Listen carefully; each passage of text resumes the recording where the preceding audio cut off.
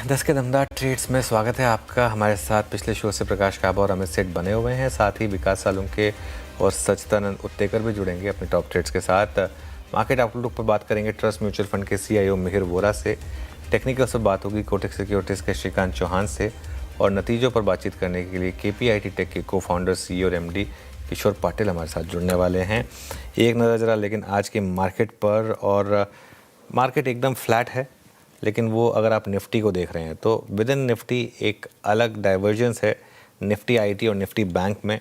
Nifty bank आज भी 300 point नीचे है और अंडर परफॉर्म कर रहा है, लेकिन निफ्टी आईटी में शानदार मोमेंटम है। हालांकि अब निफ्टी बैंक लोअर लेवल से थोड़ा रिकवरी दिखा रहा है 56,800 के उस क्रूशियल सपोर्ट जोन से।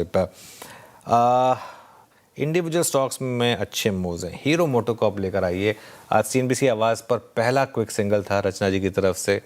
आई थिंक यहाँ पर शानदार मूव, 4.25% ऊपर स्टॉक। परसिस्टेंट सिस्टम 3% ऊपर।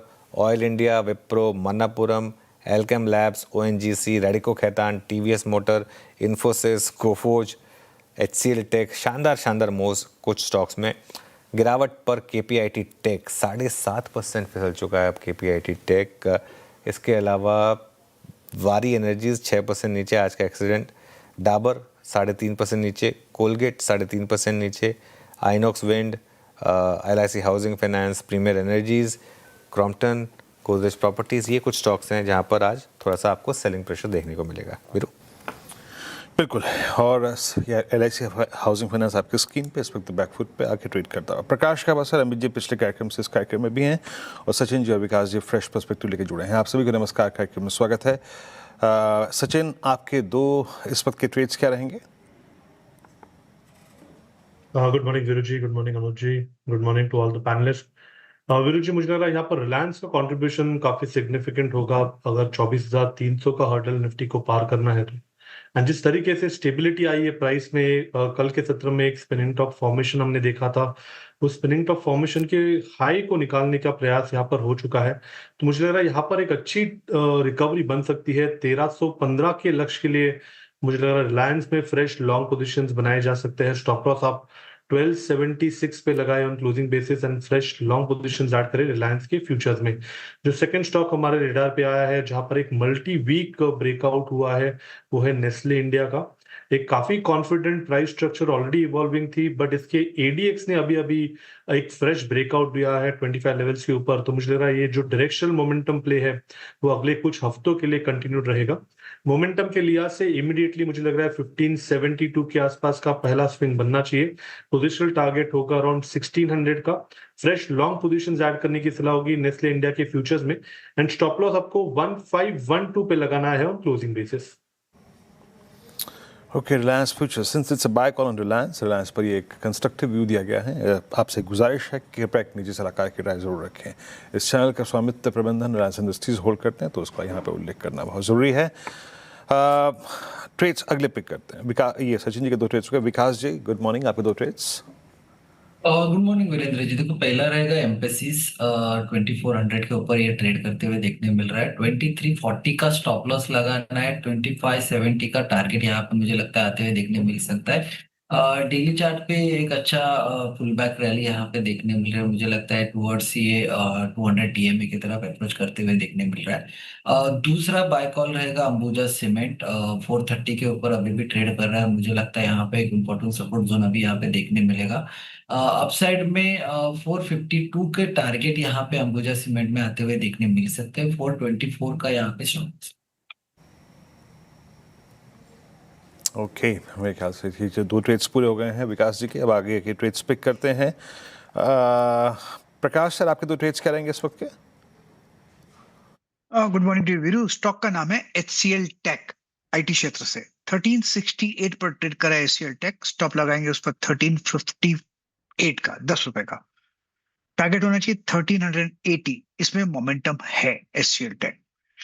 दूसरा स्टॉक जो पसंद है मुझे इस वक्त वो है टेक महिंद्रा। अगेन इसी स्पेस से ट्रेड करा है 1678 पर टेक महिंद्रा। स्टॉप लगाएंगे करीब 1662 पर, करीब 16 रुपए का स्टॉप है। टारगेट होना चाहिए 1690 का टेक महिंद्रा। टेक महिंद्रा 1680 पर आपका बाय कॉल। अच्छा, मैं निफ्टी आईटी पे एक बात कहना भूल गया। यस, निफ्टी आईटी रखेंगे 660 point. Yes, 31,780. 31,780 is 200-day exponential moving average for Nifty IT. जनाब ये लगभग आप समझिए 25,662 के लोस के अगेंस्ट लगभग ये कितना हो गया, करीब 7,000 पॉइंट, मोटा मोटी गजब मूव 200 डे में, शानदार मूव निफ्टी आईटी का। अमित जी आपके दो ट्रेड्स। मिलन जी, पहला ट्रेड रहेगा एमएनएम कंटिन्यूअसली अपने 200 डेमा के पास ट्रेड कर रहा है। 10 और 20 मूविंग एवरेजेस यहाँ अलाइंड है और जब जब यहाँ एक डिप आ रहा है towards 20 DEMA, it is being bought into, तो स्लोली एंड स्टेडली स्टॉक अपने बेस से बाहर आने की कोशिश कर रहा है। लगभग 3220 का स्टॉप लॉस रहेगा यहाँ पे और टारगेट्स हमारे रहेंगे 3370 के। दूसरा स्टॉक रिपीट कॉल रहेगा औरो फार्मा। यहाँ पे फॉलिंग चैनल का पुल बैक के बाद एक ब्रेकआउट है, लगभग 1580 का स्टॉप लॉस रहेगा और टारगेट्स रहेंगे 1640 के। ओके चलिए एक काम करते हैं, अब आगे बढ़ते हैं, केपीआईटी टेक की बात करते हैं। कल स्टॉक में बड़ी रैली हुई लेकिन आज फिर स्टॉक 7% नीचे है और पहली तिमाही में कंपनी का मुनाफा 28% से ज़्यादा घटा। कांस्टेंट करेंसी रेवेन्यू में भी गिरावट आई। हालांकि मैनेजमेंट इस चीज़ के लिए मार्केट को प्रिपेयर कर चुका था, टू बी फेयर, और उन्होंने ये बात की कि दूसरी छमाही से हालात सुधरने की उम्मीद है। हमारे साथ केपीआईटी टेक के को फाउंडर CEO और MD किशोर पाटिल जुड़े हैं। किशोर जी गुड मॉर्निंग। अब आपने अपडेट ऑलरेडी शेयर की थी Q1 के लिए और Q1 के नंबर्स ठीक है, ख़राब थे, लेकिन आपने जो बात कही कि दूसरी छमाही से या सेकंड हाफ से नंबर्स बेटर होंगे, तो क्या Q2 फिर एक और सॉफ्ट क्वार्टर रहने वाला है आपके लिए?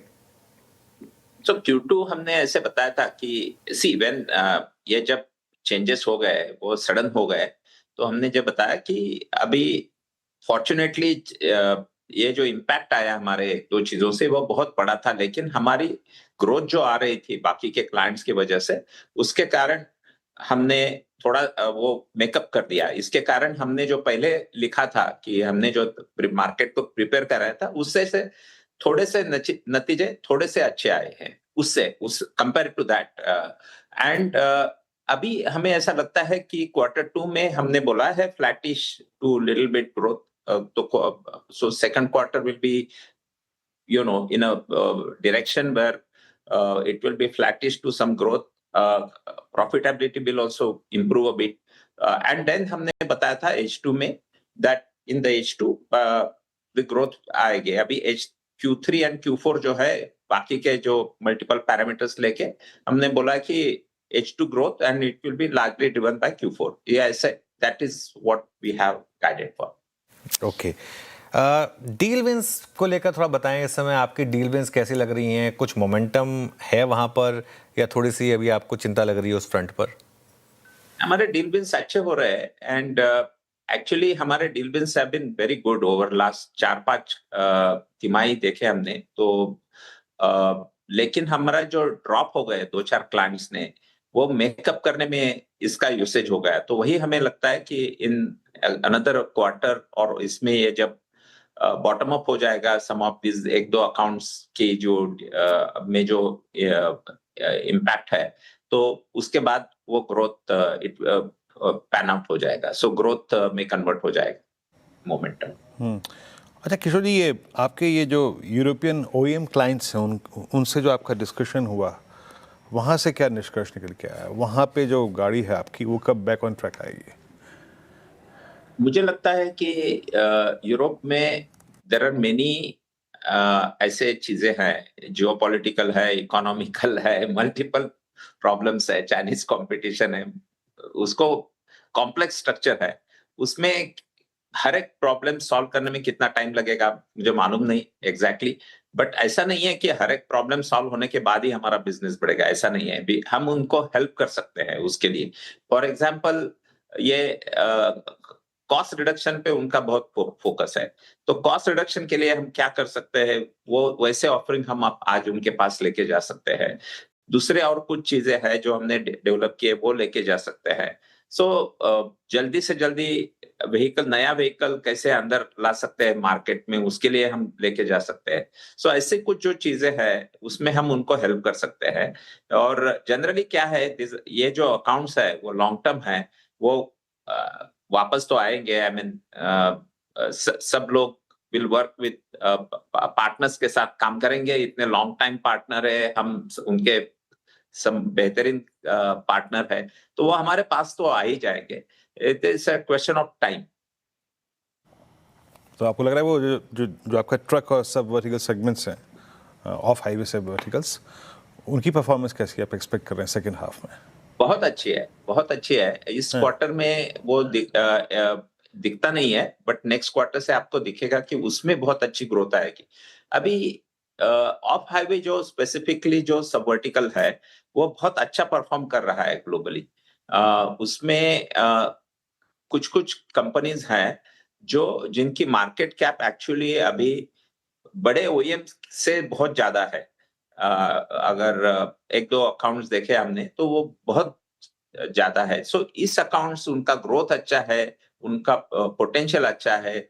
और सो वो अदर कुछ जो नए एरियाज है, एआई एक्सेट्रा, तो उनके वो उनके इंफ्रास्ट्रक्चर एरिया में भी वो खेल रहे हैं, पावर जेन और एक्सेट्रा. सो इसके कारण उनकी ग्रोथ बहुत अच्छी है. हमें लगता है इस पे फोकस करने का हमें फायदा मिल जाएगा, और जो दिखेगा इसी ईयर में दिखेगा, नेक्स्ट क्वार्टर से दिखेगा.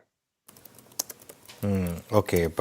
अच्छा, अभी जो कई कंपनियां एआई से रिलेटेड अपने डेवलपमेंट्स दे रहे हैं, अपने रेवेन्यू बता रहे हैं एआई से रिलेटेड, आपका उस स्पेस में कुछ मूव्स हैं क्या, और कुछ आपसे हम अगर उस बारे में सुनना चाहें तो?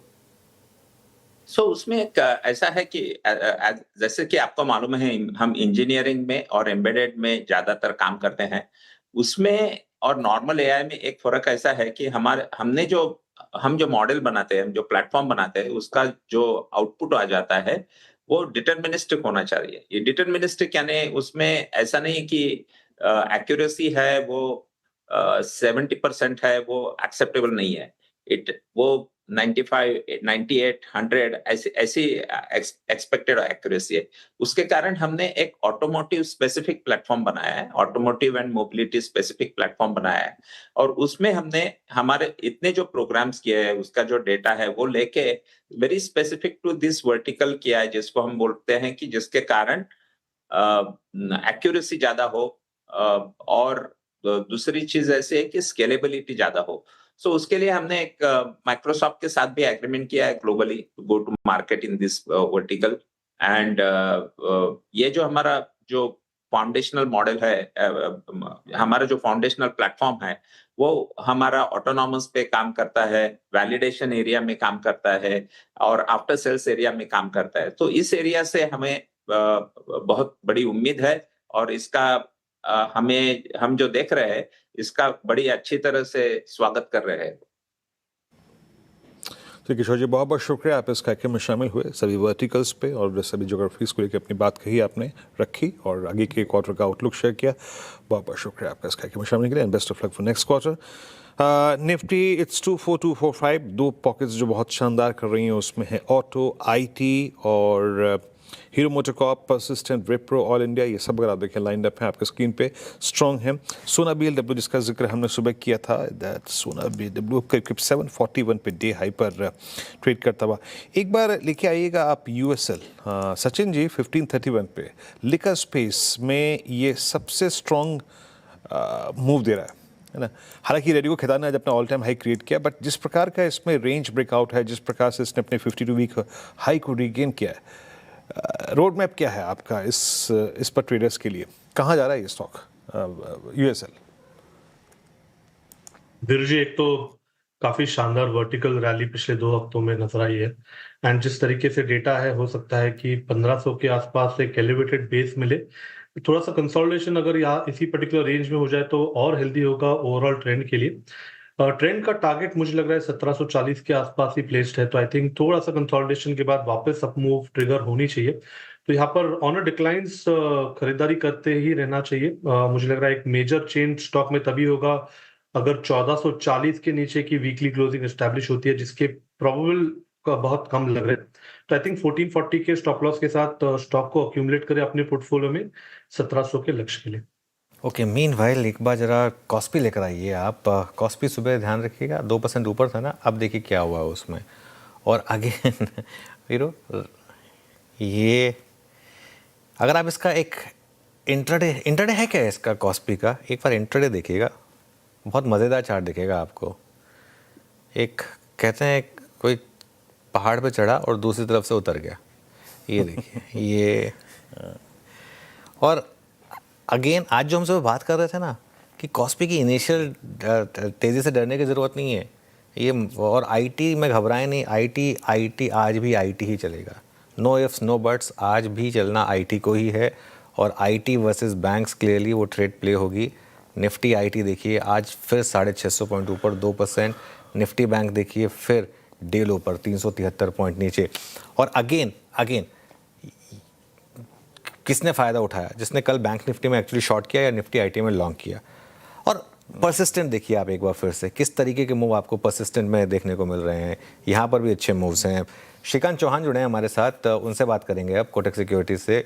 Shrikant good morning. श्रीकांत बताइए इस समय इंडेक्स पर आपका व्यू और स्टॉक स्पेसिफिक कहाँ ट्रेड्स ढूंढ रहे हैं आप? Good morning Anuj ji, good morning Virendra. तो देखिए इंडेक्स में मुझे लग रहा है कि मार्केट अभी एक रेजिस्टेंस के करीब आया है, तो यहाँ पे थोड़ा सा मे बी थोड़ा और कंसोलिडेशन या कुछ करेक्शन भी देखने मिल सकता है। तो थोड़ा करेक्शन अगर आता है तो मे बी 24,150 24,100 के रेंज में मार्केट के लिए बहुत ही अच्छा सपोर्ट है। उन लेवल्स के आसपास कुछ वापस इंडेक्स में हम लॉन्ग ट्रेड ले सकते हैं, लेकिन करंट लेवल से इंडेक्स में कोई लॉन्ग ट्रेड लेने की जरूरत नहीं है। जैसे आपने कहा बिल्कुल मुझे भी यही लग रहा है कि निफ्टी आईटी में कंसिस्टेंसी बनी रहेगी। और यहाँ पे जैसे आज इन्फोसिस या टाटा टेक्नोलॉजीज में हमें परफॉर्मेंस देखने मिल रहा है, परसिस्टेंट है या even Tata tech Mahindra, I think these are the stocks where we can expect further more activity. Specifically मुझे लग रहा है टेक महिंद्रा, यहाँ पे अगर आप देखें तो इसके जो टेक्निकल पैटर्न है वो बहुत ही शानदार होते जा रहे हैं। ये स्टॉक अपने ऑल टाइम हाई के नजदीक आ गया है, जबकि बाकी सभी स्टॉक अगर आप देखें तो अपने लाइफ टाइम लोज के आसपास है। तो अभी करंट लेवल से मैं यही कहूंगा कि इसमें बहुत ही बड़ा कंसोलिडेशन हमने देखा था सिंस नवंबर 2024, और अभी इस पर्टिकुलर कंसोलिडेशन को आने वाले दिनों में ये ब्रेक करते हुए दिख सकता है। करंट लेवल से 1680 82 में इसे खरीदे, टारगेट्स रखे फर्स्ट 1750 1760 जो इमीडिएट हाईएस्ट लेवल है, बट इवेंचुअली मुझे लगता है कि ये स्टॉक एक बार 1850 से लेकर 1920 तक के भी लेवल्स दिखा सकता है। तो टेक महिंद्रा एक करंट लेवल से खरीदना चाहिए। इसके अलावा जो मुझे अच्छा लग रहा है वो है हीरो मोटर्स। यहाँ पे भी आज बहुत ही अच्छे गेन्स हैं, लेकिन ओवरऑल फॉर्मेशन ये इंडिकेट कर रहा है कि ये स्टॉक बहुत ही बड़े पुल बैक के लिए रेडी है। Pull back I am to से जो बड़ा फॉल हमने देखा था उसका पुल बैक चल रहा है। तो आने वाले दिनों में स्टॉक 5500 से लेकर 5600 तक के भी लेवल्स, 5600 से लेकर 5800 तक के भी लेवल्स दिखा सकता है। करंट लेवल से भी हीरो मोटर्स को लॉन्ग करें, स्टॉप लॉस यहाँ पे रखें 5250 का। ओके श्रीकांत जी, बहुत बहुत शुक्रिया आप इस कार्यक्रम में शामिल हुए। सभी स्टॉक्स इस पर रखे आपने। Hero motor Corp stock of the day, और आज CNBC वाइज पर पहली कॉल जो गई थी बाजार खुलने के बाद स्क्रीन पे, that was hero motor Corp. शानदार मूव यहाँ पे, और आप देखिए कैचअप आ रहा है, कैचअप है। TVS मोटर्स स्ट्रॉन्ग करता हुआ, और अब Bajaj auto towards day high. तो आज तीनों अगर आप देखें जो ऑटो जायंट्स हैं ना, जो इस वक्त टू व्हीलर स्पेस के, वो डे हाई पर आके ट्रेड कर रहे हैं। शानदार मूव यहाँ पे। अब चलते हैं आज के बिग मार्केट वॉइसेस की कड़ी में। हमारे साथ एक खास मेहमान जुड़े हैं, मिहिर मोरा, CIO ट्रस्ट म्यूचुअल फंड के। मिहिर जी नमस्कार, कार्यक्रम में स्वागत है। पहला तो मैं आपका नज़रिया जानना चाहूँगा मिहिर जी, इस IT पर। अभी कुछ देर पहले, आपके आने से पहले, हम उस कॉस्पी के कोलैप्स को लेकर बात कर रहे थे। वो गया तो था पैदल पैदल ऊपर, लेकिन वो लिफ्ट से नीचे आ रहा है अब, है ना? इसका फायदा मिल रहा है या फिर वाकई अर्निंग्स अच्छी हैं? देखिए अर्निंग्स में तो सेमीकंडक्टर स्टॉक में कोई प्रॉब्लम नहीं है, बट जब फ्रेंजी हो जाती है, जब लेवरेजिंग हो जाती है, स्पेकुलेशन बहुत ज्यादा हो जाती है, तो फिर इस तरह के परिणाम हमें देखने को मिलते हैं, which is what we are seeing Kospi में। बहुत ही बुरा हाल है वहां पे। सेंटिमेंट तो मैं जो भी कहूं, लेकिन लिटरली एडल्ट पॉपुलेशन का 3% जो है, इतना ज्यादा स्पेकुलेशन हो चुका। 3% of the adult population in Korea got margin calls. और आज मैंने हेडलाइन पढ़ी कि गवर्नमेंट ने सुसाइड हेल्पलाइंस लगाई है for people who are who have lost a lot of money in the stock market. तो बहुत ओवरडन हो गया था, बहुत ही लेवरेजिंग हो गई थी। उसके परिणाम हमें दिख रहे हैं। अर्निंग्स तो अभी भी अच्छे आएंगे, अगले साल भी अर्निंग्स अच्छे आएंगे, बट वैल्यूएशन भी एक चीज होती है जो हम बार बार रियलाइज करते हैं, मार्केट में सीखते हैं। हर 5-10 साल में एक लेसन हमें सीखना पड़ता है। आई थिंक कोरिया ने ये लेसन 10 साल के बाद वापस सीखा है। वो 2008 की हमारी किताब पढ़ लेते हैं ना मिहिर जी, तो वो शायद ना करते ऐसा, और ये हम सबको लग रहा था ये होने वाला है, और अब ये हो रहा है यहाँ पे। हर साइकिल में एक नई जनरेशन आती है। हाँ, ये बात तो सही है, और हम इसलिए सौभाग्यशाली थे क्योंकि हमने आते ही साथ वो 2008 का मूव देख लिया था। हमने देखा था किस तरीके से एक तरफ से बंद करके सिस्टम एनएससी अंदर से सौदे काटता था, है ना। खैर, अब आते हैं अर्निंग्स पर। आपने भी जी इस पूरे अर्निंग सीजन को देखा, मोटा मोटी 80% जा चुका है यहाँ पर। अब सबसे स्ट्रॉन्ग कन्विक्शन आपका अर्निंग्स के आधार पे किस चीज़ पर है इस वक्त, किस बास्केट पे है इस वक्त? फ्रैंकली वीरेन, मैं कहूंगा बहुत ही ब्रॉड बेस्ड अर्निंग्स सीजन अच्छा रहा है। मोस्ट ऑफ द सेक्टर्स में परिणाम अच्छे रहे हैं। इनफैक्ट मार्च क्वार्टर के जो नंबर्स थे वो हमने देखे थे, काफी अच्छे थे, पॉजिटिव थे। लेकिन हम ये भी कह रहे थे कि जून क्वार्टर में शायद हमें कमोडिटी प्राइसेस की वजह से मार्जिन पे प्रेशर दिख सकती है। तो वो एक एक बैक ऑफ द माइंड में डर था कि मार्जिन प्रेशर दिखेंगे, लेकिन सरप्राइजिंगली मार्जिन प्रेशर भी नहीं दिखे एक क्वार्टर में, क्योंकि अंडरलाइंग डिमांड इतनी स्ट्रांग है कि कंपनीज जो कॉस्ट वगैरह है पास ऑन कर रही हैं, और दूसरी साइड पे जो एक्स्ट्रा कॉस्ट वगैरह एडिशनल कॉस्ट में कॉस्ट कटिंग भी करके मार्जिन मेंटेन किए हैं। तो मैं कहूंगा डिमांड की जो स्ट्रेंथ है वो काफी रेजिडेंट दिख रही है, डोमेस्टिक डिमांड खास करके, एंड मार्जिन प्रेशर भी कंपनी ने अच्छा मैनेज किया है। तो एक ओवरऑल मैं कहूंगा ये अर्निंग्स सीजन सो फार पॉजिटिव सरप्राइज में दिख रहा है। सेक्टर वाइज में अगर कहूं तो अक्रॉस द सेक्टर, जैसे मैंने कहा, ऑटो में अच्छे नंबर्स आए हैं, बैंकिंग में अच्छे नंबर्स आ रहे हैं, कैपिटल गुड्स वगैरह में अच्छे नंबर्स आ रहे हैं, जो ट्रांसफॉर्मर्स, डिफेंस, पावर टी&डी में जो है, प्लस मशीनरी मैन्युफैक्चरर्स हैं, ऑटो एंसिलरीज हैं, बहुत सारे ऐसे जो सेगमेंट्स हैं जहां पे नंबर्स अच्छे आ रहे हैं। तो मैं कहूंगा एक ब्रॉड ब्रश पॉजिटिविटी चल रही है मार्केट में। अच्छा, ये